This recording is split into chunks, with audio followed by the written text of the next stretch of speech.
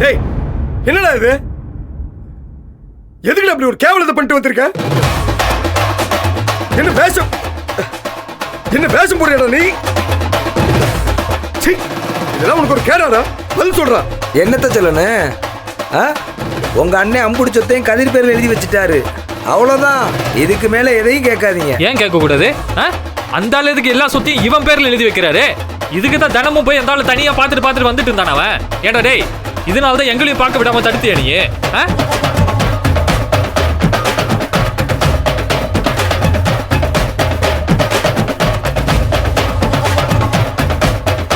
தம்பி வார்த்தையை விடாதீங்க. கூட பிறந்தவங்கிறதுனால இந்த டாப்போட்டு பேசுறது, இந்த மரியாதை இல்லாம நக்கல் பண்றது, இதெல்லாம் செய்யக்கூடாது. இப்ப மாப்பிள்ளையோட லெவலே வேற. அதுக்கேற்ற மாதிரி நடந்துக்குங்க. என்னத்த லெவலு? இப்படி ஒரு தரம் கட்ட வேலையை பார்த்துட்டு வந்திருக்கான் இவன். இதுக்கு நாங்க மரியாதை கொடுக்கணும்.